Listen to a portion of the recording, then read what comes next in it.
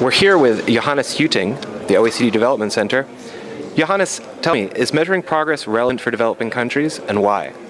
Yes, absolutely. Measuring progress is of crucial importance for developing countries. We have in the last 10-15 years, we basically focused on measuring basic needs, like expressed in the Millennium Development Goals. But it's of extreme importance to go beyond measuring achievements in education, and achievements in health, achievements in poverty reduction. It is of crucial importance to look beyond things that we can tangibly measure, also in developing countries. Issues like life satisfaction, issues like sense of belonging, issues like sustainability are of critical importance in developing countries as well. What are some of the drawbacks of existing measures of development?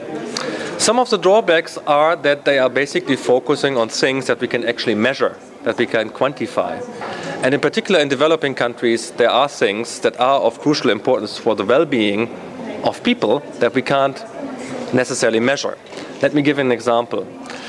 In many African societies, as we all know, the issue of material well-being is of crucial concern. Many people are still poor, are living in rural areas, do not have necessarily enough or have concerns about being fed well. There's the issue of going to schools, health concerns. This is all very important to measure, and to some extent we have good measures to do so.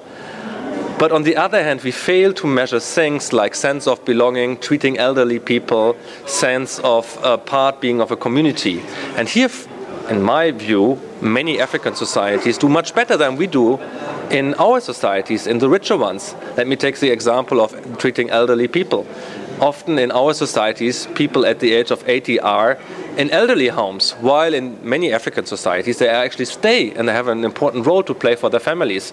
But how can we measure this? This is a crucial question, and I think it's of utmost importance to go beyond those measures that we can quantify, but also try to capture some of the things what we might call subjective measures and going beyond just the quantifiable measures.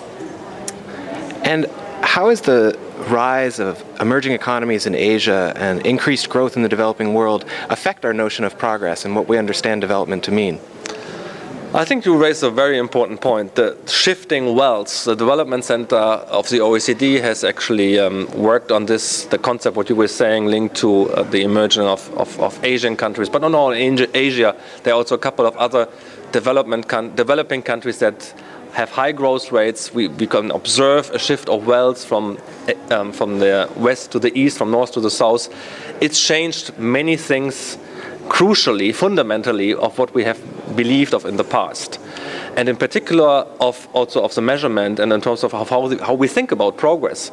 The interesting phenomena is while these countries grow, and some of the countries actually are now middle income countries, still poverty and exclusion and inequality are pervasive. So how now we deal with these issues? Many people are moving out of basic material deprivation, but they have more aspirations. So they look forward to compare themselves with other people that have moved up fairly higher the agenda, higher. They were just getting more wealthy than maybe they have been done in the past.